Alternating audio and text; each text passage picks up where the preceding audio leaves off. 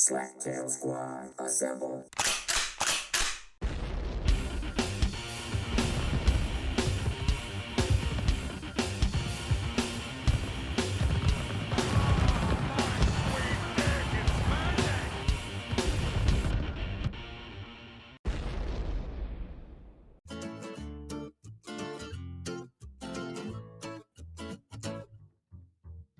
The devil said, sit and have yourself a glass. He said, I know you're angry right now, but the feeling will pass. So keep your cup tipped up when you're feeling down low. And when you finally forget your purpose, you'll be stumbling on down the side of the road. Oh, you know it ain't good for you to keep going on like you do. Time's running away and it's running fast. Whoa, whoa, whoa. Said I know I used to walk down the very same road, and if I could, I'd give you some advice. See, he don't care about you, all the good or the bad you do know. He wants your life, and that's the devil's price. Yeah, the devil's price.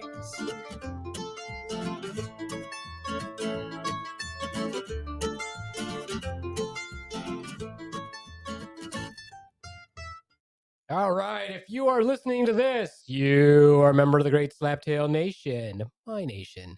And who am I? I'm the Beaveman, master of the universe, creator of all things great and small, and Lord High Commander of the great Slaptail Nation Army. And of course, if you're wondering why you heard additional music after the intro for the Slaptail Squad, it's because, once again, it's a team up. It's a team up. It's a mashup. It's much like if you took Batman, me, from DC, and you took Wolverine from Marvel and put them in the same comic. That's what you would have. So with us today here, well, it's me in the Beaver Den. It's Swan in the Beaver Den. So I guess we'll introduce Swan next. Say hello, Swan. Hello, Swan. But also with us at the Monster's Lair is the monster himself, the monotone with a microphone, the Trailer Park Monster, the Dark Lord of Browntown, JD Hutchins of the Monster's Lair. What a wonderful intro. Thanks for having me. All right. Well, are we having him or is he having us, Swan? Maybe it's mutual. I mean, it's a matchup. It's a team up. We're all having It's each a other. collab. Right. Good thing Mike's not here. Yeah, He'd be that would have popping been one off right now. Maybe rubbing one out in the corner. Anyway, it's good to be back. JD, what do you got going on? What's the update for you? Lots of work. Work. That's totally, Trying to, that's like an American thing to say. It's always, we're working and it's busy. But what's really going on with you? Tell us some insight into the Trailer Park Monster himself. Let's see. Well, just doing the family thing, being a dad, living that dad life, Excellent. trying to raise the heathens as bad as I can get them to be, so they can wreak havoc out into the world and be my minions of chaos. You know how that goes. Nice. dad goals. Yeah. That's what all dads want for their daughters. For them to wreak havoc. Why not? Yeah, little spawns of hell. Sure, why not? Swan, any updates on your end? My Spawn Also is with wreaking havoc greatly. She's pure evil. True. Comes naturally for her. You know, we often say that you're a lot like your dad, and then she gets really mad, and I'm like, no, I'm not talking about me. Her dad from way down south. Way down south. Right. It's warm there. Yeah. That would be the father that I'm talking about. Right. Anyway, well, this is really super exciting. We are together again. It's some more monster, cryptid, alien time. This is an exciting time to be alive. Honestly, did you see that they've got the website up, JD? The new, what is it? AAR.mil. Is that what it is? Sure. I don't know. Anyone? I'm telling you. Here it is. It's AARO.mil. .mil. Not to be confused with AARP. Correct. This is called the All Domain Anomaly Resolution Office. It is official government site. And if you go on it, guess what? There isn't much on it. Surprise! It's surprising considering that everyone trusts the government right now these days, huh? Yeah, I feel like it is kind of annoying, though, that no one seems to be super excited about the fact that they're basically saying that alien life or alien stuff is a thing. Yeah, it's They're saying airborne objects. So they're not necessarily saying aliens, but they're not denying it. An object could be an alien. I think it's a generational thing too. I don't think these younger kids of this younger generation are quite as excited about it. As opposed to like if they would have released this information in the 90s at like the peak of, a lot of the big UFO stories that were out at that time. I think these kids are more, I don't want to say desensitized, but like it's not a surprise to them. Either that or they're just not observant. They don't look up. Yeah, I guess.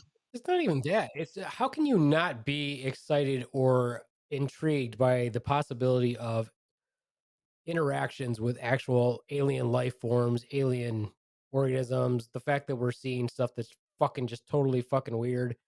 You know, reading this the two books that I used as my resources today are The Mothman Prophecies by John A. Keel and Operation Trojan Horse by John A. Keel. And awesome, of course, but there was so much UFO shit going on in the 60s that he talks about, but they've been going on forever. Since the 1800s, we're seeing, since the 1800s, there are reports of aircraft, like legit fast flying fucking aircraft, when we had no idea what aircraft were. And I'm sure it goes back even farther than that. So, how can people not be interested or even remotely scared by it if this stuff is occurring? I'm predicting that we're going to see a lot. We're going to have a flap. That's what I'm predicting. You think so? Yeah, I I think so. I blame TikTok.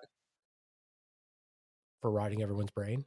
Yeah, everyone's too busy making their next dance clip video and not really paying attention, trying to get famous on the online on the internet. So Yeah. I think that plays into what Swan said. It's just not a big deal to them because they're interested in other aspects. More vanity and self whatever than other things around them. A broad generalization. I'm not saying all the kids of this generation are like that, but I mean, it seems to be the general consensus. What I found interesting from reading Operation Trojan Horse, where he's talking about lots of different sightings. I mean, the book is just filled. I'm not even like halfway done. So it's just filled with all these different reports. And he really screened out ones that he thought were like basically more legitimate type reports. But one thing that I thought was really interesting is, in my opinion, if there was a report of an aircraft or someone stepping into an aircraft or an object, if they described it like stuff that was available at that time in their world, then I personally would discount it. Because if you can describe something in the interior like the stuff that we have, then it's not an extraterrestrial machine to me. Mm-hmm. Because why would they have stuff just like us? If we had stuff, if we had that stuff, then we would be doing what they do. But the reports where they're like, I have no idea how this propelled itself. I had no idea what kind of engine they used, things like that, where they just literally couldn't describe it in terms that they were familiar with. To me, that seems more legitimate than somebody going, oh, they were operating a hand pump and that's how they were going up and down. Like, no, they weren't. You're a fucking nut. Right. Well, that's like one of the stories we're most likely going to discuss today with the Woody Derenberger thing and the kerosene lantern shaped craft Mm-hmm. that Ingrid Cole supposedly emerged from. Like, that's it's so descriptive and so unique to any other type of craft that they would have been available at that time. It makes that story stand out because it's like, okay, if he's making this up, like he must have a crazy imagination to have that many details and descriptions about this weird craft.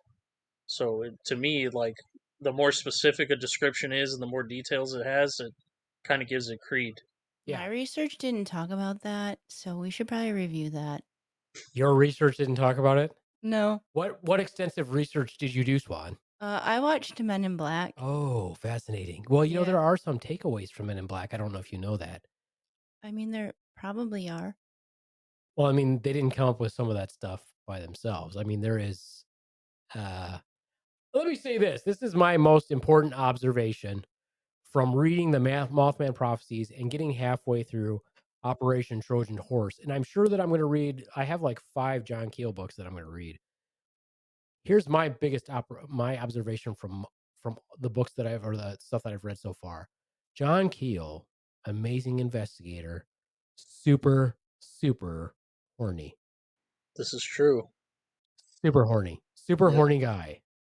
He wanted to like do it with an alien? Nope. What? Nope. Just in general? Okay. Swan, although you have done no research, essentially, you've really only watched Men in Black. Every time John Keel encounters a woman in his investigations, he describes her. He doesn't just say, "Oh, I talked with Mrs. Smith about this encounter." He says, "Mrs. Smith, a voluptuous housewife with long blonde hair and large breastises, saw this object at 9:30 on a Wednesday." He doesn't say large breastises, but he does describe pretty much every woman he encounters. And if they're not attractive, he's like, a rather homely homemaker, Miss Johnson was. Did you describe men? No, Like, not at all. Like just Not Mr. at all. Smith. Yep. Okay. he doesn't. It's just Interesting. every woman. He's like voluptuous, homely, whatever. It's hilarious. The whole time you're reading, I'm like, there's probably some really important shit in here, but this is all I seem to be able to focus in on is how funny it is that he describes every woman he encounters in this book. Reading along to his writing, you can almost hear the saliva hitting the page as he's writing It's gross. during certain passages. Well, but So- the guy, he never got married. I did one more research. I watched or listened to this podcast that Ours? had Good for you. Oh. No, I listened to yours, yes, but no, another podcast about the Men in Black. But that guy, it was like from the late 70s, 60s, east of the Rockies with Jim Keith. And he like talked all about Men in Black, but he made whenever he interviewed a woman on there, he like discounted her story. But he'd talk to the men. He was like, hurry up, hurry up, hurry up. If he was talking to a woman, like he just kind of discounted it like she was crazy. So I was like, that's interesting. I want someone to come out with a John Keel book, like, you know, his biography, but I want them to do it like what was the basketball player who banged 1 million people? Oh, that was oh crap. I think I have his book. Walt. Somebody. Wilt Chamberlain. There you go. Yeah. Thank you, Wilt There we go. Chamberlain. I want somebody to do a biography on John Keel as if he's Wilt Chamberlain. Because he came across a lot of women, but I was like, poor John Keel, super horny, but we never hear about his escapades. Just a total fan fiction about all the women that he encountered during the interview process. Yeah, somebody needs to do that. Come out with some John Keel investigator chronicles, which is just basically all based on regular human interaction porn, humanoid porn, Bigfoot porn, all that good stuff. That's what I want to read. It's going to happen now because you put it out there, so someone's going to hear this. Let me put that into the universe. We need some good John Keel based fan fiction porn. You haven't like Googled to see if that's a thing. Maybe it already is a thing. I doubt it. Not the kind that I would imagine. Well, maybe you should write it. Not the good kind. Is what he means. Right. Are you guys familiar with the Rule 34 of the internet? No. Rule 34 of the internet states that if it exists, there is porn of it. Nice. It's not true. I do a lot of searches in my specific genre of porn. I can never find. I'm like, maybe somebody will do it animated, but I'm like, no, animated, whatever. We need one of those big stamp graphics with a loud sting sound. Just debunked. Yeah, Put it up there, man. exactly. Like it's not happening what I'm asking for. So how would you like to do this, Swan? Should we ask JD questions, or shall we have him just take off with it and then we ask him questions based on his research, or how should we do this? Or JD, what do you think? Swan, JD? I mean, whatever you think is best. I mean, I'm the guest, and you're wonderful Slaptail No, this is a Squad. collab. This is a collab, so it Collab, can yeah. go however you want it to go. Okay, so I will start off by saying last time we did the part 1 episode, Beaveman and I were discussing his interaction with one of the locals there when you guys visited West Virginia, describing the Mothman as basically a giant bird. And we didn't talk about it during that podcast, but after thinking about it, I made the connection to the Thunderbird mythology, which I don't know if you guys are familiar with or new, but basically, a lot of Native American creationist myths have to do with a thunderbird, which is a giant bird from the heavens, basically. And they believe that thunder was created by the clapping of its wings and lightning by the flashing of its eyes. But there's a lot of evidence and eyewitness testimony stating that something like a thunderbird does exist in our modern times. But of course, like most any other cryptid, it hasn't been fully proven or found or discovered yet. But I thought it was interesting that she described it to Beaveman as being, more bird-like than what we think of as the Mothman when we think of the Mothman as being like this weird hybrid creature. So that was the first thing that just kind of clicked in my head after talking about it.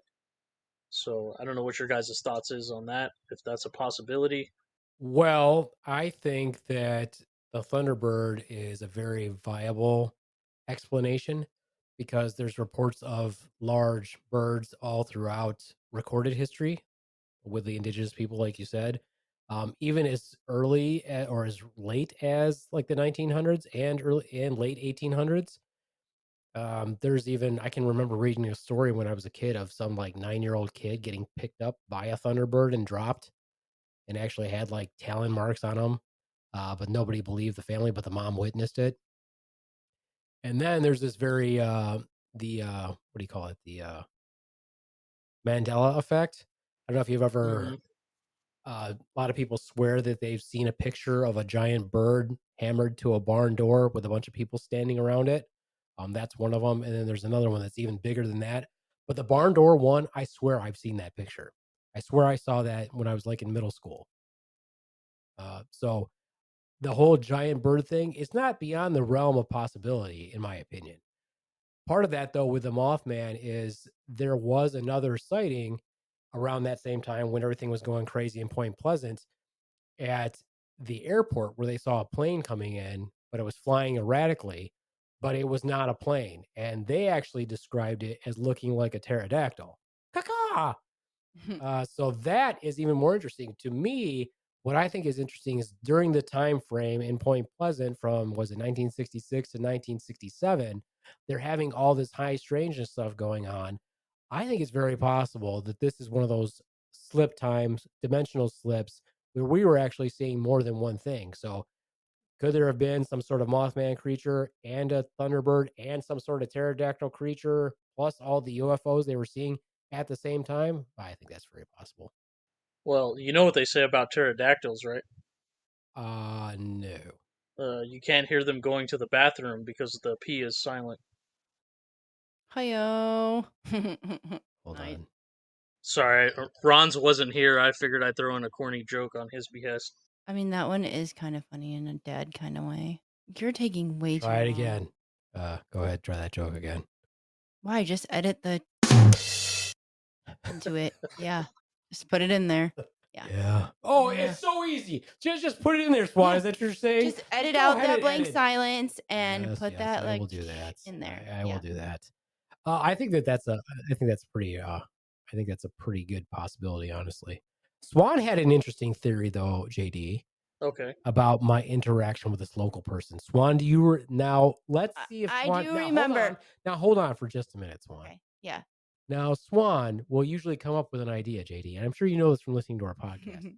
But then she'll forget it, and then I'll ask her specifically, "Hey, Swan, what was that point that you wanted to bring up?" And she'll be like, "I don't know." And we'll ruin an entire segment of the podcast because Swan is not prepared. Now, Swan, Uh-huh. you had an interesting observation or thought about my interaction with this person in Point Pleasant. What was your thought? So I have two things. But first one, don't let me forget what I'm going to tell you afterwards. Oh, jeez. Because that I will forget. But the first, Hey, I Swan. thought, Swan. yeah, Don't yeah. forget to tell Beaveman what you were thinking about afterwards. Okay. Okay. And how about I'll start it out with I grew up in Detroit. But anyway, No, nobody wants. no, to nobody know. wants to hear that. So anyway, yeah. So we were talking about the Pee-wee movie, the Pee-wee's Big Adventure movie, and I said A the great lady piece at of the cinematic history, if I do say which so was myself. crazy because he was alive then when we were talking about it, and Literally right a week after, before. Literally a week right before, we said, after, "Oh, I really want to watch Pee Wee's Big Adventure again." See, yeah. that's So the bad kind of synchronicity Yeah, I popping know. up. it was totally the bad kind of synchronicity. So I said the lady at the comic book store is probably actually like Large Marge from Pee-wee, and she really doesn't exist. She's like not. She's a ghost. Whoa, wicked. So if we go back there and lady from the comic book store is not there, definitely a Pee-wee Herman Large Marge situation. Then we'll know, right? Yeah, then we'll know. My theory was better. Mm-hmm. When you said that, I said, or is she actually an MIB who is trying to throw me off of the Mothman by saying, "Oh, it's just a bird"? It was a Misinformation bird. agent. Mhm. I was thinking that the library ladies were Men in Black. Or Now, why were women the in black. library? Why were the library ladies? Because they were there when it happened. Well, the one lady was. Well, that was Braxton County. That was the Braxy. That was that monster. So, same thing. And they were distracting you with Carrie Fisher stories. I didn't even ask them about the monster. They didn't have you look at the end of any pins or anything, did they, before you left? Well, we wouldn't know if they Right. did. If they flashy fair thinged point. us, we Fair wouldn't point, know. Swan. Fair point. That's true. Touche. Yeah, Touche. exactly. But to circle it back to the Men in Black movie, I think those are some of the details that they did get right about the Men in Black and the way that they manipulate people into forgetting about things that happened or have ways of changing their mind. Because a lot of the Men in Black stories that you hear about real encounters have to do with a lot of the same stuff.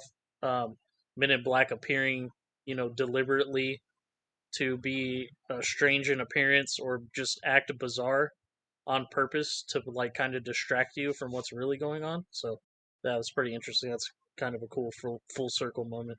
But to go back to Beefman's point about the pterodactyl, it's interesting because there's a point I'm gonna get to later about the Appalachian Mountain Range and how old that range really is, and its origins all the way back to the existence of Pangea. So it could be possible that there's like a ancient creature or something that was around at the beginning of time that maybe could still exist that exists deep within the mountains of Appalachia. So I find that interesting as well. Yeah, and I think that part of the thing that people don't understand is when they're like, "Oh, how could this animal exist all these years?" I'm like, well, we're not saying it's the same one that's 8,000 years old, you ding dong. We're Right. saying that they reproduce and maybe they're like elephants and they only have a baby every 3 years or whatever. So that whole idea too is like goofy. I'm like, that's a dumb thing to think. Like, no, nobody's saying it's thousands of years old.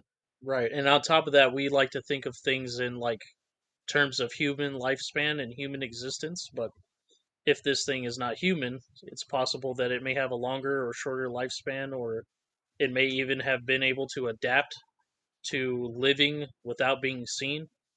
Who knows? I mean, there's so many possibilities that it could be, which is why I love this paranormal stuff so much because you get off into the woods and all these different topics, and you could talk about it for days on end. Yeah, and the idea that you can't, they're like, oh, well, we haven't found any evidence of it. And we have like, okay, but honestly, the only way to quote find evidence of something would be if you put every single person in our country online and had them walk from one end to the other end and push everything out in front of them, or had somebody, the same thing on the other side. Like, you can't cover every single spot. I mean, it's having wandered around in the woods in the army, like, oh, there's an entire platoon out there, we have to find them. It still takes you a long time to find them if you're in a giant company size element. So I'm like, and this is where you specifically know that they're out there, just to cover a small area to go find them. And you have Right. to rely on intelligence to find them. And now you have satellites and all that other stuff. So you can hide anywhere. I mean, the earth is still vast. Right.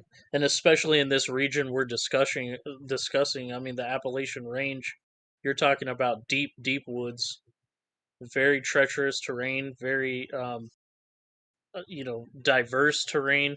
We're talking about areas of land that may never have had human foot step down on it. So I mean, who's to say what's living back up in there or what might exist? Yeah. All right. Men in Black stuff. Here was my observations. I'm sure Swan has these same observations. Probably, totally.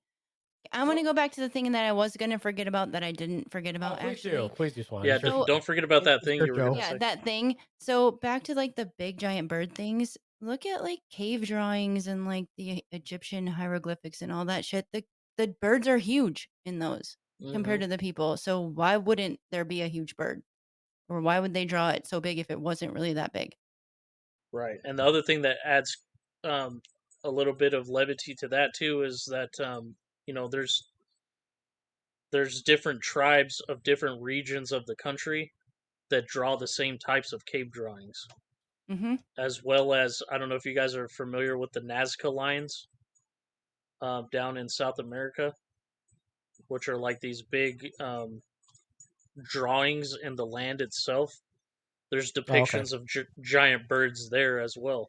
It's interesting that even though all of these tribes and nations of indigenous peoples have different cultures, different ways of living, they all have some similar variety of this type of large bird myth that they believe in, whether it's a creationary myth or just a creature that they've witnessed or seen.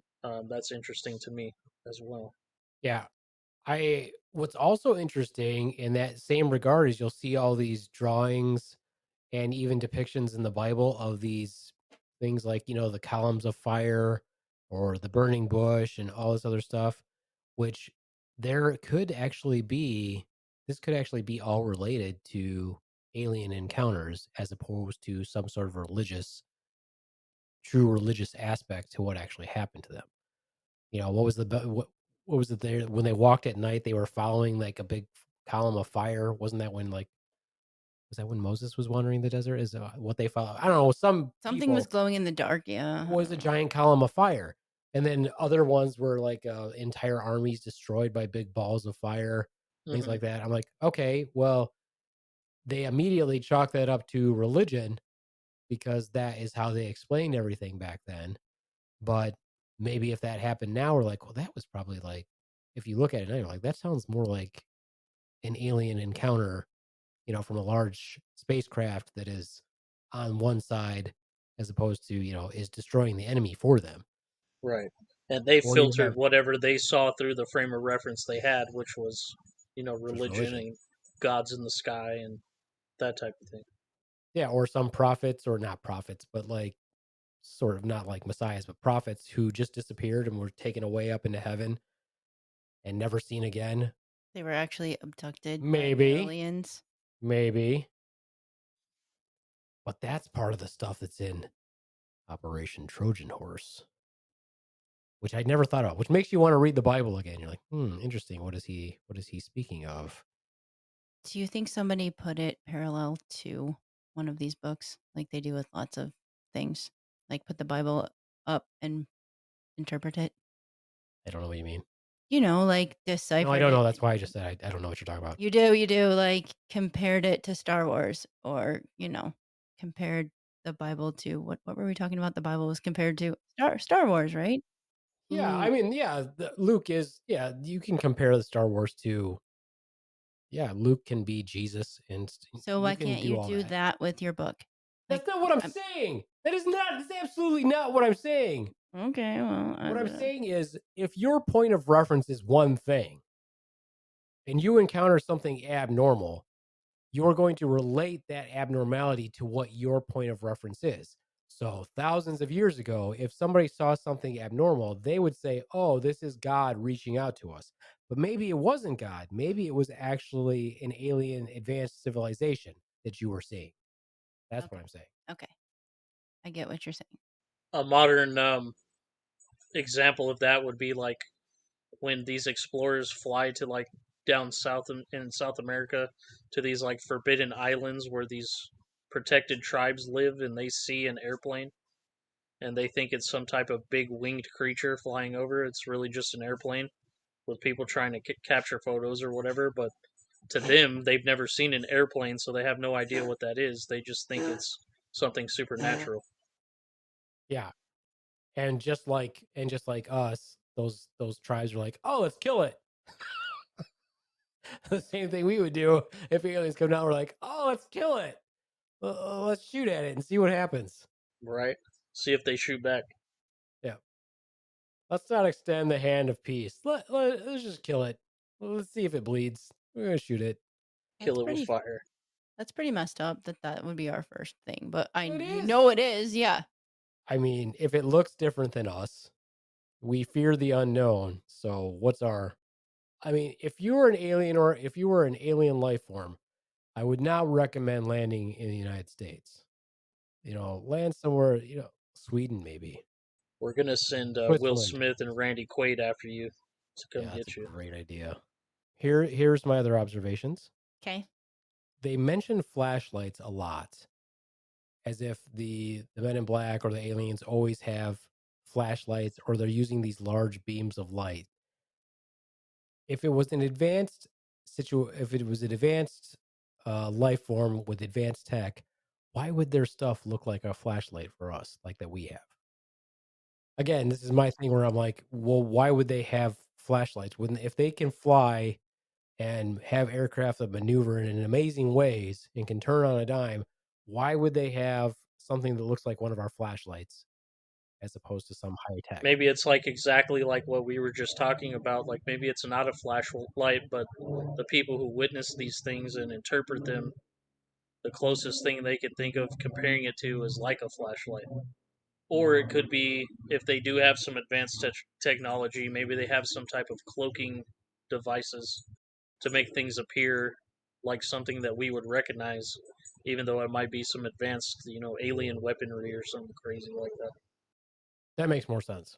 Yeah. Or I was gonna say, what if they were trying to make it look like things we had, just like JD said, basically. So what you're Yeah. I saying just is copied what JD said. so what you're saying is what They're you were dumbing gonna it say. I down. just want to say this. Yes. So what you were gonna say Was basically exactly was the same exactly thing. what JD said, but instead of just I agree with shaking you, your head JD. and I agree agreeing, with you, JD. what you decided to say was what I was gonna say is also what I'm about to Yeah. say, which is the exact same thing that JD already said. I was just doing what Ron's does. Or is it possible that the flashlight is the thing that wipes your mind and your memory clear, and that's the last thing that everyone remembers seeing? Well, that's what I was saying. That's also what I was thinking was like, well, now here's some similarities between what they're saying in the movie and what people actually saw. So I imagine whoever actually wrote the Men in Black movie probably was really interested in this stuff and probably read some of these books, or I mean, I would hope so. Because there is some stuff in there that seems pretty realistic. Like, there's a lot of times in there with people encounters with Men in Black where the Men in Black will ask for weird things, like ask for salt, ask for water in exactly 45 minutes, pop out little yellow pills and take them, do everything that's really well timed, but look like they're just totally disorganized, almost like they're just skin bags walking around. Maybe they're motorized. Maybe there's something inside them that's controlling them. I personally think that the most of the Men in Black are probably actually what they are. Is I think that they're little motorized bodies. Like drones. Ooh. Yeah, yeah, because they always they don't seem to like know how to walk. They don't dress for the conditions. They're always like wearing suits in the middle of a blizzard. Uh, all kinds of weird shit. Or if you want to get off into some really deep conspiracy, that movie was created to desensitize us and train us for when they do start taking over, or when we do encounter Men in Black, of how to interact with them. Clearly working on Swan. She believes that that's exactly what it's like. She thinks the Men in Black are good. I didn't say that. I mean, the Men in Black in the movie are good. Maybe we think they are, but maybe they're really not. So anyway, yeah. so anyway, I yeah. mean, okay. So here's my Men in Black thing. What about those creepy little cachectic, pale old dudes that work at funeral parlors and drive the hearse in the middle of the night to come pick up a body? How the fuck did little grandpa, who can't even like pick up his coffee cup, move a body? You know who I'm talking about. Yeah, Those I people are do, Men in but Black. Those people are Men in Black, and they're creepy for sure. The first thing that comes to mind when you say that to me is the creepy old guy from the Phantasm movie. I don't think I've seen that movie. I don't think I've seen that movie either. Oh man, you guys are missing out. It's one of those '80s horror movies that's so bad it's good. Okay. Yeah, there's the main villain in that movie. You start off thinking is just like a creepy old man, and he ends up being like a super mega demon alien entity. So if you ever get a chance, or if you're listening to the Slaptail Squad podcast right now and you've never seen Phantasm, go seek it out. It's definitely worth the watch. I feel like I've seen it, but The most recognizable. is it Tim Curry movie? It's not a Tim Curry movie, is it? No, Tim Curry's not in it. It's like there's no like really well-known actors in it.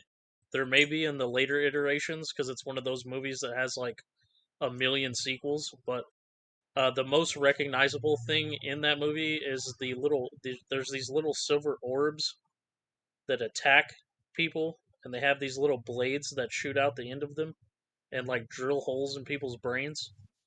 That became like a little horror movie trope after that movie came out. You know what they say about Phantasm? Nope. The P is silent. You never hear P because the P is silent.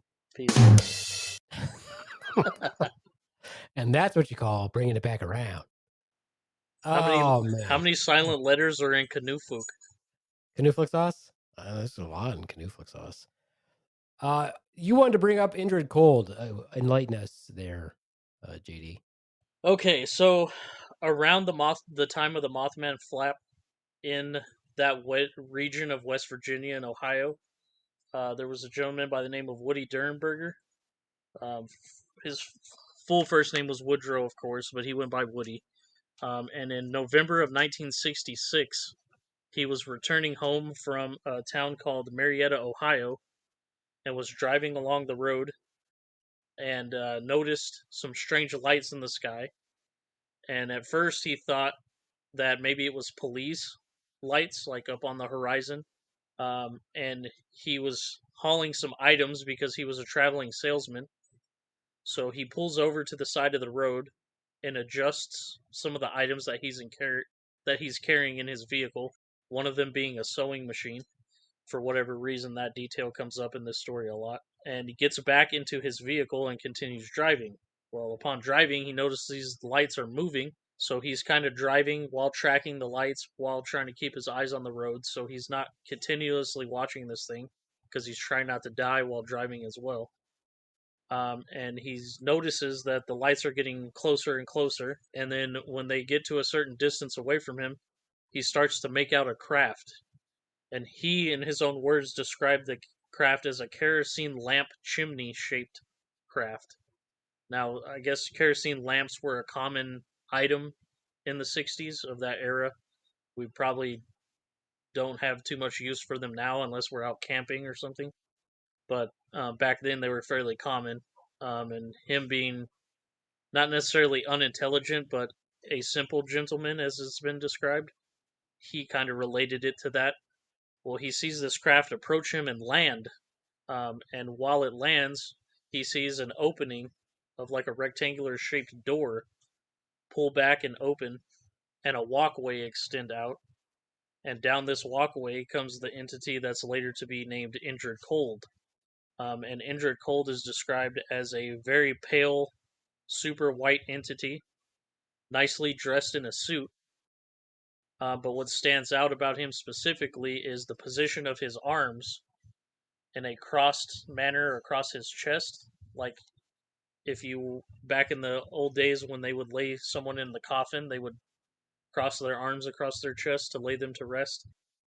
And what's also been described as an impossibly wide grin across his face. And Indrid Cold never breaks this grin. It's like a constant fixed grin on his face. And this Indrid Cold entity begins to speak to Woody. However, the only problem with him speaking is that his mouth is fixed in this permanent grin, and he's speaking basically with his mind into Woody Derenberger's mind, explaining who he is, what he is. And that interaction, as well as a couple afterwards, have been part of paranormal lore ever since that time. And it gets related to the Mothman and Men in Black because of his description with the black suit and pale complexion. And it happened during the time of the flap, the first flap before the collapse of the Silver Bridge. And it's a very legendary tale and story throughout the paranormal community relating to the Mothman activities of that area. That's dead silence. As we take it all in. It's a lot to take in. I mean, just the description alone, how creepy that would be to see this guy come out of basically a UFO. I mean, it is an unidentified flying object. And he's speaking to you, but he has this permagrin on his face, which the only other time I've heard that description is in descriptions of the entity known as the Hat Man. I don't know if you guys are familiar with that lore. No. The Hat Man, he's a lot of people that suffer from sleep paralysis see him as an entity, and he's been spotted in other cases of just straight up paranormal activity as well. So it's my understanding, and this is why I'm going to have to read all of John Keel's books, is that John Keel continuously interacts with Indrid Cold throughout the years. Correct. Yeah, there's lots of stories of Indrid Cold after this, but this is like the first original sighting that anyone reports interacting with Indrid Cold. And now Woody was actually taken aboard the aircraft eventually. Yeah, after like 2 or 3 times of meeting Indrid, he supposedly went and took a ride and saw some things out in the outer space with Indrid. Basically a joyride. Sounds nice. I hope that they take me to a planet where it's all humanoids who are naked, just all females, like the Amazons from the moon or whatever. Death by Snoo Snoo. So that's not so far-fetched. But I think when they're talking about kerosene lamps, I'm assuming they're talking about the old school ones they had inside. They were like probably, yeah. They were double fluted. Thing. Had the bottom that was, and then it was top, and then was fluted. I'm assuming that's what they're talking about. So if you can picture that flying with multicolored bright lights, and then landing, and then the figure in the doorway being obscured by the light behind it, with a walkway extending out, like automatically, and then he slowly comes down the ramp with a permanent, a grin too big for his face and arms fixed in place across his chest. Doesn't it kind of sound like Woody was smuggling some shit, though? I mean, maybe. There's a lot of theories about what Woody was really doing out driving in the roads at this time of year or around that time of night. But nothing, nothing's ever been proven one way or the other. And wouldn't you be freaked the fuck out? Like, why would he just be okay with, like, taking a joyride with the... That's the fun part about that story is, like, he's just sitting here having a, ESP conversation with this, very disturbing appearing entity that just landed from seemingly outer space. And he's just cool with it. Like, okay. And he doesn't ask questions. He's just like, hey, let me come back tomorrow. Let's do that again. So the way the way they describe it is that he's so taken aback and in shock by this encounter, like he's lost for words. He has no idea what to do, what to say. And later on, he is very kind of reluctant to tell people, obviously, because of the stigma. It ruined his life, basically. Yeah. Yeah. But so, yeah, It's one of those things where he thought about questions and things after the fact, but in the moment was just so in shock and taken aback he didn't know really how to react. So he just kind of had no choice but to take it all in. Well, I have a theory on that why people don't freak out, Swan. Because your body tells you not to, or the entity like has this calming thing that doesn't make you. Yeah, they hit you with some sort of neurological agent or some sort of, or they secrete some sort of pheromone or something that actually calms you. I can believe that. Yeah. Or just like if you're in a traumatic experience or something like that, your body like forgets all of that and is not scared because of whatever reason. Yeah. The other possibility too is that some of these experiences, if you want to look at it from purely a we're the only ones in the universe thing, is that you actually experience some trauma, but your brain developed a defense mechanism, and that's what your actual false memory is. I guess I would believe that too. Either part is true because aliens, my whole life I was scared of aliens and ghosts and all that stuff, but everything that I've actually witnessed, I was not scared during that. So, I don't know. Uh-huh. Yeah. Well, I mean, if you look at the X-Files, I think in the beginning, if I remember correctly, and if I'm sorry if you're X-Files fans and I fucked this up, but if you remember, originally Mulder has memories of his sister being abducted by aliens. Later on, as the season progresses, he's able to have a memory again, but it wasn't actually aliens. That's what his brain filled in. Mm. So, which actually happened? Which one actually occurred? Do you actually have a false memory because somebody or someone you're actually abducted them and you filled in this evil entity doing it, or what actually occurred? The brain is very scary. I've told this before, when I wrote my Halloween story based off of what actually occurred to me. When I broke my neck and I had to have surgery, obviously the only thing that you remember from before anesthesia is going under anesthesia, and then you come out. You don't remember anything else when you're under general anesthesia, obviously. And so you have this total sensory change. Well, you almost can have, like I had, basically amnesia. I didn't know where the fuck I was when I came out and when I was in recovery. And so when I was in recovery, the entire room was cold. It was one color, and people were walking around in uniforms, and most of them were like a green or a blue. And I didn't have my glasses either, and I was pretty much blind. I didn't know where the fuck. I thought I was on a spaceship because all I heard was beeping. It was cold. I was on a hard bed, and I was in a lot of pain and couldn't move, and because I was restrained also. So I started freaking the fuck out, and they had to come and like jump on me, and they're like, "Beaveman, don't you remember what happened? Don't you know where you are?" I thought I was on a spaceship. You're like, fuck no, I'm on a fucking spaceship. That's Jesus. that's what I thought I was. I thought I had been abducted and I was on a spaceship, and I was paralyzed and I couldn't move. The brain is a funny thing, especially when you add some uh chemical medicine there, you know, quote, better living by chemistry. Maybe and of course that's also a good excuse. You can always blow off what people say, saying, "Oh, they were probably smoking the ganja," or that sort of thing. Are you familiar with the term pareidolia? I got a pareidolia for no. Yeah. No, what is a what is a pareidolia? So, pareidolia is the term that's used to describe the human brain filling in the gaps of what we basically can't conceive.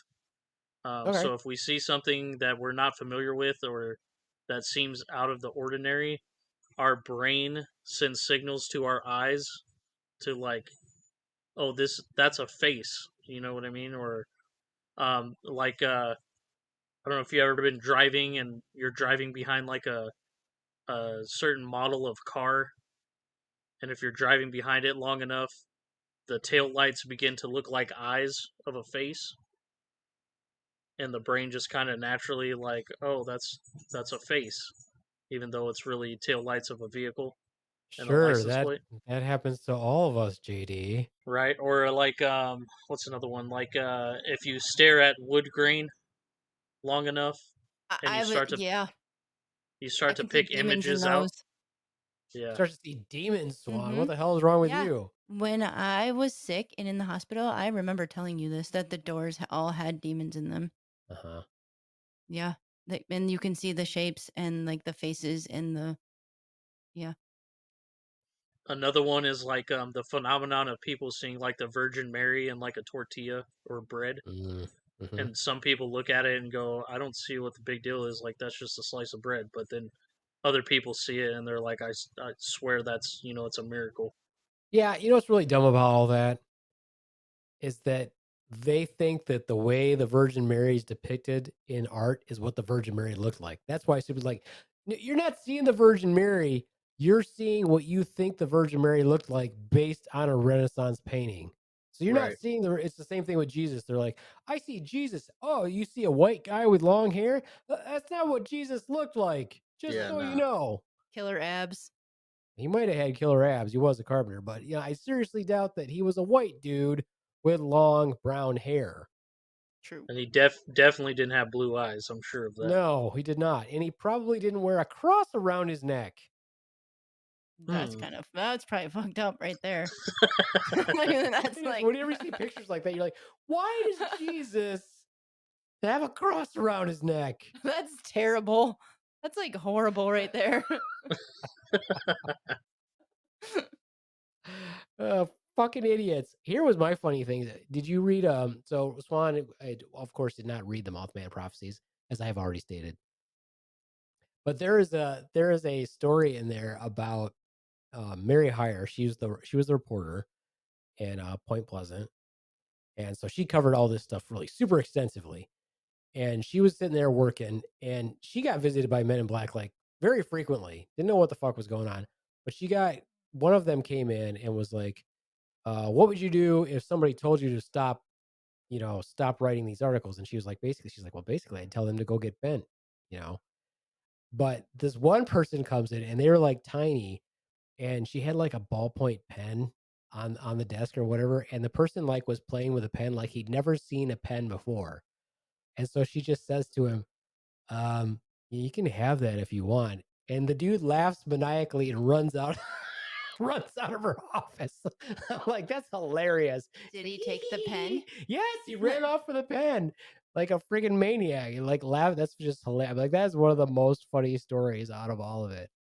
He went to some crazy alien lab somewhere and like reversed engineered an ink pen and brought it back to his people and were like, check this out. And they're like, "What the fuck is this for? We don't write. We don't. What are we gonna do with this? Nice job, Ted. Send you down there for one thing and one thing only, and you come back with this. Fucking weirdo." That was probably like his best souvenir. I mean, Yeah. that's pretty cool, actually. Actually, I was thinking it's not Indrid Cold that John Keel kept interacting with, right? It was Apple. Isn't that who it was? I Anybody? think they're somewhere along the line. I'd have to go back and look, but I think they're related somehow. Like he's introduced to other entities through Indrid Cold from like this other dimension, I guess. I don't. Yeah. It gets weird. Yeah, I was wondering, just reading it, because I'm only part of the way through, but I started reading one of the other books. I can't remember which one it is, but it was one of his books. It's almost like he's having a continuous conversation with somebody. So I was like, what the fuck is this all about? And it's all about Apple or Mr. Apple or whatever his name, Apple. And I was like, oh, okay, now I get it. I'm like, but I was reading that. I was like, was John Keel losing his shit? Is that what was going on? Or you can imagine if all this high strangeness is going on, though, you would start to question your own sanity and be like, what the fuck is actually going on? Is any of this stuff actually happening? Or because he's talking about his phone being tapped, he's getting all these crazy phone bills, which back in the day, you wouldn't get phone bills if you weren't using your phone all the fucking time. But he had like astronomically high phone bills. So was he actually losing his shit or was all this weird shit actually happening to him? I don't know. I don't know. That makes me question lots of things where people are talking about things and they get labeled as schizophrenic or crazy or passed off as it's not real, but maybe some of that stuff is real and we just discount it because we don't understand it. Well, I don't think anybody said he was crazy. So he was thinking he was crazy? Well, he was wondering why all this shit was happening. I mean, like he literally legitimately what like you have to remember this is in the 60s, right? So tech wasn't as good. It's not like if somebody tried to tap our phone now, like we couldn't figure that out. You could Yeah. probably get an app that was like, hey, somebody tapping my phone, and you can figure that all out because we have such great tech. But he was legitimately having weird shit happen to his phones, finding shit in his phone receivers, calling the phone company, and they're like, oh, you have a drop in power, which usually means that you're getting tapped. I'm like, well, who's tapping my phone? They're like, well, you don't know. You know, so the amount of stuff that was happening to him probably was legitimate, but like who was doing it? Why were they doing it? That's what's weird. And he was getting random visits from quote Men in Black as well, aside from Injured Cold, because a lot of the belief is that Injured Cold himself was a Men in Black, but he was like a different species or breed of Men in Black, which is why he appeared so strange. But then after the meeting, he was getting visited by the traditional Men in Black that we always hear about, with like the black suits, the black, flat brimmed hats, the glasses, pale skin, looking similar, that kind of thing. So, Brand new 30-year-old Cadillacs right. that they drive with no lights on. Yeah, maybe it's very possible though. But there's this whole theory that, and see, I'm not big on that whole alien war thing that's going on. But I don't know if you know this, Swan, but there's supposedly like semi good aliens and semi bad aliens, and they're tugging us in different directions based on their own agenda. Well, I mean, it probably would make sense because that's like happens in real life. Well, I mean, there's like grays and So- reptilians and all this other stuff, and supposedly there's some that have been influencing us for a long time, trying to help us out so that we could be in opposition to the other bad guys.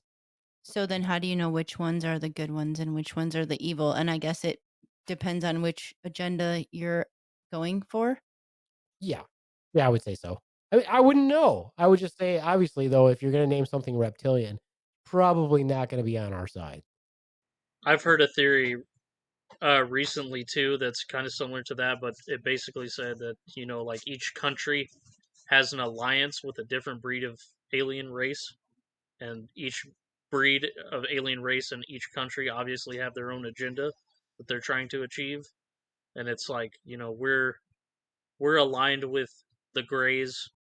The Soviets are aligned with like a different breed of alien that are warring, and they're helping us, and we're helping them, and it got off into the woods. But basically, like each breed of alien is in cahoots with a different type of political party or country, and trying to make their agendas meet, to work together to take down the others, basically. Which you're like, okay, that doesn't make, in the grand scheme, if you're looking at it, that makes no sense because you're like, okay, shouldn't we like all be together as humans in opposition to them instead? Not saying, I mean, like that makes more sense than saying, oh, well, we know that the former Soviet Union doesn't like the US, so let's have them align with us so that we can fight off this other alien race. I mean, they don't need us. If they can master, if they can master traveling interdimensionally or through space, what the fuck do they need us for? The way it was put to me was basically that we're foot soldiers for them. We're Operation Get Behind the Humans. We're just fodder for the other side to basically kill, so that they can get away and escape unscathed from the opposition. And I guess it makes sense for us because we would rather align with an alien than a country that we hate, which is sad. But I mean, I would only do. I gotta be honest. I would only align with the aliens if they were hot, if they were hot. I'm not. yeah. I'm not aligning with any other. Sorry. I thought you were welcoming to all aliens.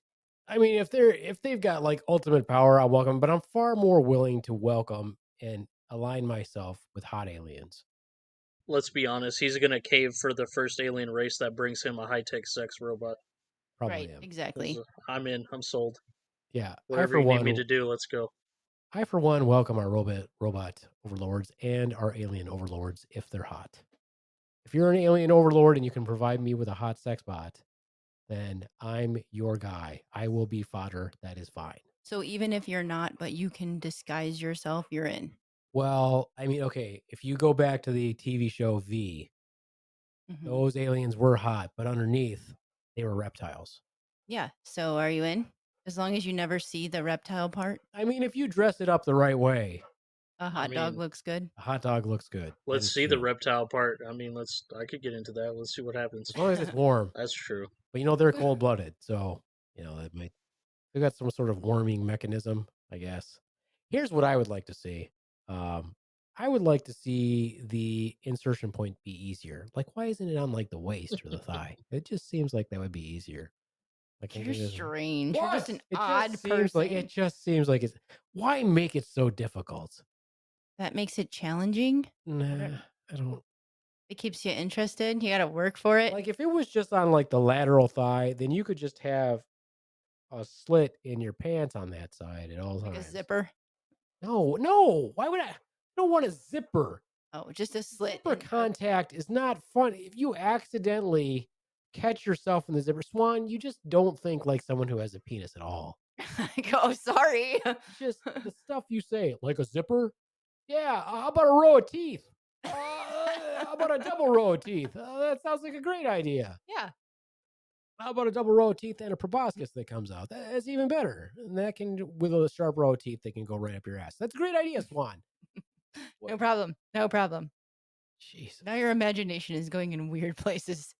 Swan, what brilliant things did you have what notes do you have there? Well, so are the Men in Black Are going to the mall? Yes, we are. No, we're not. Are they like paranormal people, or do they work for the government, or are they like? I have lots of questions. So, do you think, or I are think they they both? are entities from another region, planet, dimension, whatever you want to call it, that are put to use for the government. But I'm starting to lean the other way of like what Beaveman said. Maybe they're just drones. Maybe they're not actually people at all. Maybe they're just sent out to do bidding of people somewhere else. So they're just in a, like you said, a drone, and inside is something else, or robotically, Yeah, what is it like? controlled, I think or is remotely it the controlled. second Men in Black movie? Might even be the first. The first one where he's like the little tiny thing inside the big Yeah, human body. and then like the body is performed by Carl Strikend, who is the guy that played Lurch in the Addams Family show. And then when they go to meet at that cafe and he gets capped by that alien blaster or whatever, and then his face pops open and there's that little alien guy in there controlling him. Something similar to that. Mm-hmm. Yeah, that's what I think. I think it's some sort of biologic robot or drone or whatever. And they like whatever. Like if you're an advanced civilization, because that's what we're suspecting, right? That they're trying to subvert us or whatever. Why would you send your people, into this hostile environment? And maybe these early ones that we saw in the 60s we're not that super advanced, and we're probably not even going to see it that off again. Maybe they'll wear the same shit, but we're not going to see it quite so goofy, where they act like they don't know how to walk, they act like they don't know how to interact with us. If they were truly an advanced society, that's part of it too. Like, well, why do they act like they don't know how to speak to us? It seems like they do their research. One of the interesting things that they say is, like, frequently, instead of saying what time is it, they say what is your time. So they frequently phrase questions in an odd way, almost like us. If we're trying to learn, like if I'm trying to learn Spanish, but I don't learn it conversational Spanish, and I try to piece words together. So their translation is like literal instead of conversational. Yeah. But again, if they're so smart, it seems like they would know how to do that. But maybe they just don't think we care, or we're not observant enough to know. Because we're dumb. Yeah. Possibly. Part of it too is maybe they use the drones as well because their appearance is so off-putting and disturbing to us that they almost have to disguise themselves. Otherwise, We just see them and like run in terror. Yeah, that's possible, or because we will run in terror, or we're gonna kill it. That's what we do every time we see something weird. Oh, that's fascinating. Let me stomp on it. That sounds like something we would do. So, do most of the Men in Black things happen at night usually? Like, it seems like all the sightings of things is mostly at night.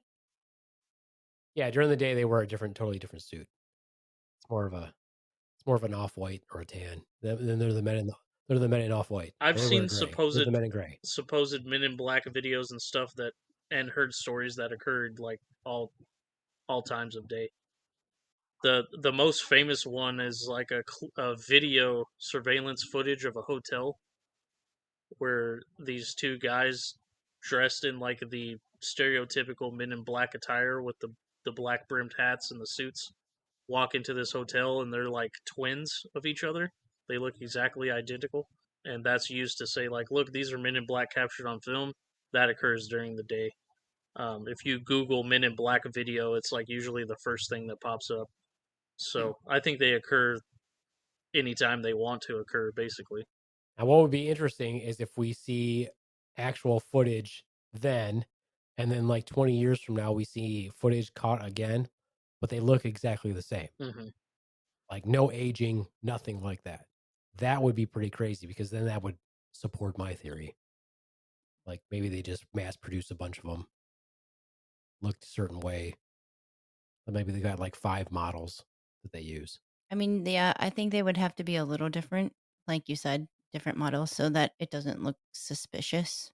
But it is suspicious. I don't know. Yeah, but if they're, I mean, that also gives them too much credit thinking that they're giving us credit. You know what I mean? Yeah. In other words, they're like, oh, we could make 5 models that look like this, and we could use them for the next 30 years because that's cost effective. If that's the case, what was going on with Indrid Cold then, and why did he appear so out of whack? He might have appeared at the wrong time too. Right. Yeah. I think that it's not just like I said before. I think it's not just a dimensional thing. I think it's a time space thing, Right. interdimensional. A lot of them are popping in. They could be from, even he could be from like the future as opposed to being from a different dimension at the same time as us. Hmm. Or is it possible that he's like a rogue Men in Black, and his vessel and or drone suit exterior was damaged or something in some type of way? Yeah, and it just has no facial expression. Right. He's just stuck in that permanent creepy grin. Oh, Who now gives a I kind shit? of feel sorry for him. It's not him. That's his suit. Okay, well, I feel sorry for his suit. It's his Edgar suit. His Edgar suit. Yeah. Yeah. More sugar, please. More sugar. More sugar. The other thing I think is ridiculous is all the theories that they're like, why are they here? Oh, they want to make a hybrid with us. Like, I'm like, we're pretty much genetically fucked. I feel like they should be picking someone else. Again, I mean, if they're hot, that's fine. But if they're not, I don't see the point in the crossbreeding. Not going to make a better species. So, do you think that they can time travel? That's Like, I mean, like on their own, like that they just do it because they know they want to go to 1966, I think they or have I think they have a far more extensive grasp of time travel and interdimensional travel than we probably ever will understand in our lifetime. Um, and I think that's how they get around and get out of places so quickly. yeah. They have access to things that we just can't even conceive yet. so maybe that's why they're hidden or not seen as much. Like Yeah. why we can't find one. Well, it's also possible too that they fucked up and they're trapped here. Hmm. One example I've heard that I thought was a really good explanation is like they're we're entities, humans as a whole, as entities.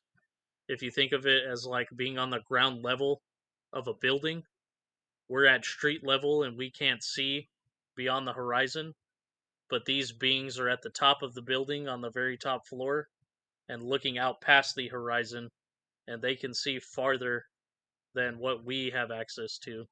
because of where they're at in the hierarchy of the universe or whatever. I thought that was an interesting comparison. Like, it's not necessarily, they're not necessarily predicting the future or seeing things that haven't happened yet, but they can just see farther down the road than we can at that particular time. Yeah, that's interesting. It's also possible. I've also heard that these entities that we see are actually like our great great great great great great great great great great great great great great great great great great great grandchildren. Like they're actually our species that has evolved, that have popped back to try to influence us in some way. I've heard a version of that too. Like they're us, but they've been out traveling space and time, and because of that, their bodies have changed over time and evolved to adapt to those types of environments. And then when they come back and visit us in the current time, they look shocking or strange to us because they have changed over time. That's also very cool. They're like, it's me, Timmy. Oh, Right. Timmy, you do not look even remotely like you used to look. Which would explain the pale skin too, if you think about it. I mean, if they're out in space, which is a vacuum, there's not a whole lot of light happening. Their complexion over time would change, and eventually, if they kept reproducing, over time, that would just be the normal skin complexion. And then, like the dark eyes, if you're in low light for a long time, over long periods, your eyes start dilating and darkening. Definitely why they need the sunglasses then. Right. It's like people that live underground, and they over time, if they stay too long in like a cave or whatever, they start losing their sight. And then if if you're producing generations and generations of these creatures that are changing physiologically, then after 3 or 4 generations, they look completely different than what you had when you started. So that's kind of interesting. Gosh, my hope is that they stop reproducing. God, that's my only hope for the human race. I got 2 hopes for the human race: stop reproducing and die out. We're not contributing to the universe at all. Negatively, we're contributing negatively to the universe for sure. But So sadly, you subscribe to the Bill Burr theory of population control? Oh, what's the Bill Burr theory? Just let them die. Yeah, well, yeah. It's survival of the fittest. Darwinism. Saying that the human race had its time. Let's be honest. Yeah. It's probably over. Time for something else to come along that's better. And I, for one, welcome my robot overlords And aliens. and aliens if they're hot. So robots versus aliens. Besides like Woody, who's had all these experiences and talking about them, I want to see new people who have these experiences now and then come back and tell us about them. Like, and don't you think by now we should be able to like record that? Everybody has a cell phone. So Swan, your research, if you choose Yeah. to accept it, your assignment is to She watch doesn't. the. Is it a movie? I can watch a movie. It is a documentary called Hellier. Oh, we're watching that. Oh, excellent. How far are you guys in? Like episode 3 or 4, maybe 5. Yeah. Stick with it. Yeah. Okay. Well, right now we want to wring their necks. Yeah. I'm like, yeah. this better start getting better. It does. It does. Okay, good. That's good. You're gonna over like the next few episodes of that series, you'll start hearing some familiar stuff that we discussed in this episode. So just stick with it. It gets better. They also start collectively losing their minds and getting extremely paranoid, and it's kind of fun to watch. Also, Now Well, that'll be fun. That will be happening funny. because that will be good. Yeah, because right now I'm like, you guys are idiots. like who walks around in the woods with no shoes on? First of all, but Yeah, okay. we're pointing out stuff that's like ridiculous. Like, look at this moron. crazy Dana and her witchy self. Yeah, with her I'm like, weird good for ass. you burn some tobacco. I'm like, let's come light a on. birthday candle. That's gonna help you in the woods. This I'm is like, what I'm a witch, but not really. I'm a dollar store witch, so I've got these birthday candles. Because yeah, exactly. I didn't even get real good tobacco. This is just some shit tobacco. some cigarettes that I took the paper off of. Yeah. Like, yeah. Okay. She's trying. She's trying. But She makes more money than I do. I'm sure she probably does. No, she does. They have No, a complete empire. Yeah, they're doing all right. They're doing fine. All right. Well, We barely scratched the surface. Barely scratched the surface, and that's okay. JD, what do you got coming up? What are you promoting? What's going on? What's going on in the Brown Town? So as far as the podcast goes, the Monsters Lair, I'm actually thinking that this is going to be my season finale. So Oh, sorry. we're gonna. This is gonna be great. Well, I mean, true to Slaptail Squad form, we learned absolutely nothing. So I mean, that is true. it's You on will brand. never learn anything. You'll never learn anything from us. Right. It's true. But as far as that goes, I will be still releasing some bonus episodes. I need to finish up the History of Heavy Metal series that I started and almost completely abandoned throughout the course of this season. So I'll be getting back to that as bonus content. And then, as usual, I always do a special Halloween episode where I do like basically a super cut of some of the creepiest stories that I've had on the show. Whether Nice. those are through interviews and firsthand encounters or just stories that I like that seem to be super creepy that I tell. So that's going to be coming out on Halloween. So that's always fun for me to do because it's stuff that I've already done, and I just get to hand pick out like the best segments that I like and mash them all together in one episode. Nice. Yeah, we try to do. I always say it before. I'm like, we really need to write stories for Halloween. I think I'm the only one that ever actually writes a story. Sad. I feel like I wrote a story. Did you? You just probably said it sucked, but Probably. That's Yeah. probably actually accurate. Yeah. Probably is what did happen. Maybe we'll just have to write some Bigfoot porn for the next one, I guess. I don't know. Swan, Swan, I just realized we've never been on the Monsters Lair. we have not. Never been on the Monsters Lair. We have because you were on last episode of the Monsters Lair. Right. You've appeared in the Monsters Lair as content, but you have not been in the Monsters Lair as guests. All right. Right. So That's all right. we got to work on That's that in the upcoming seasons. That's fine. We don't need that. That's fine. It's okay. Now I want to That's hear right. your crazy That's military ghost stories, John. That's fine. So I guess what do we got coming up there, Swan? What do you want to promote there? I think we should promote the upcoming comedy show at the Crawl Space Theater on September 22nd at 7:30 p.m. We can post the link so you can get tickets. We have some great comedians that are super funny. And The me. venue is great. It's hosted by the Beaveman We're so great, super cool. We have some great comedians that are super funny. and the the Beaveman. Beaveman. And the Beaveman. He's got heart. It's actually funny, Swan. Yeah, was it? Was probably never ever happen again. I tried. I it's interesting because I think maybe I'm gonna say four stand-ups in, I was like, I don't need to do this. But now I'm like, it's not that bad. I kind of enjoy doing it. Like yesterday I did some time, but I wasn't planning on it. I was just going to watch some folks for somebody that I'm considering putting on a show, and I wanted to see his set. And then the guy hosting's like, "Hey, you want to do some time?" I was like, "Well, I wasn't really planning on it, but I should not turn down an opportunity." So it was But fun. maybe that was less stressful for you and it just kind of happened naturally. So, Well, that's part of it though too. Is I don't get stressed at all doing it. I was like, Yeah. "Oh yeah, I'll come up here and try some of my jokes out, and if nobody laughs, then I know not to use that joke." Well, by all accounts, that's how you ply the craft. From what I've heard, interviews of stand-up comedians say, like you just got to get out there and do it, and forget Yeah. about if you're funny or not in the beginning stages. That comes with time when you learn like, Or oh, not. this works here, Or this not. doesn't. Yeah, I think it's just a matter of like anything else. I mean, if you stick with it long enough and don't give up, it'll come.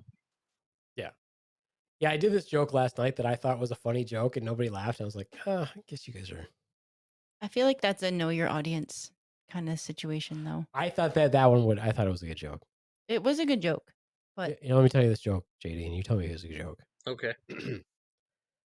So I was driving down the road the other day, and I saw this sign that said, "Apathy is not an option." And I thought, that's some pretty powerful stuff. But then I also thought, what if you don't know what apathy means. Because if you don't know what it means, then you might already be exercising that option. But then I was going to look it up when I got home, but I lost interest and I didn't. It's pretty apathetic of you there. But nobody laughed, and I was like, "You motherfuckers don't know what apathy means." Just too smart of a joke for the audience at the time, I think. That's what I said. They just didn't get it. Maybe that's it. Maybe you Uh, just Or need to maybe find they your right didn't demographic. care. Right. Maybe they just didn't care. Maybe they were just apathetic to your comedy. Exactly. Probably. But I was like, I just thought that I was like, I think that joke is funny. But I was like, all right. And then you could see you laugh at yourself when you're like, they don't get it. That's funny Well, because part of doing stand up though, I think that like one, you have to enjoy doing it. And I think it's fun doing it, but when stuff like that happens, I do think that's funny. So, some people are like, "Oh, I hate it when comedians laugh at themselves on stage." But I think it's funny when comedians laugh at themselves on stage because they might not just be laughing at themselves. They might actually also be, this is what I've learned is like, I kind of laugh at their response to my stuff. Because I'm like, if they don't laugh, I'm like, I thought it was funny. I mean, it's for your entertainment too at that point, right? Yeah. Well, clearly I'm not entertaining anybody else. Right. So you might as well entertain yourself. I'll just entertain myself. That's all right. I appreciate those moments in stand-up comedy when the comedian just can't gather themselves because they're laughing at their own joke. So I'm not one I of do those too. people that are like, oh, that's dumb. I do too, because I think it looks like they're actually having fun and Yeah. they're loving what they do. So to me, it's like, I think it's funny when they do it. Now, if it's a fake laugh, I don't like that. No, Right. I like our one comedian that I think is really funny because he laughs at himself. I think he genuinely has fun up there and is truly laughing at himself. Yeah. And that to me is funny. Yeah. I'll just keep hammering away at it. Anyway. Somebody's going to find that joke funny or they won't care. Right. Just won't care. All right. Well, I think that is it for me. I want to thank JD for being here for our matchup, our mashup, our that thing. Team up. It's a team up. God, I don't know why I even wrote it in the title. It's team up. Team up, Team up. motherfuckers. It's a team up, motherfuckers. So adios, mooch fuckos. Bye from the Swan. Say bye, JD. Bye-bye. Let's try it again. It's your turn, JD. Bye. It's heartfelt.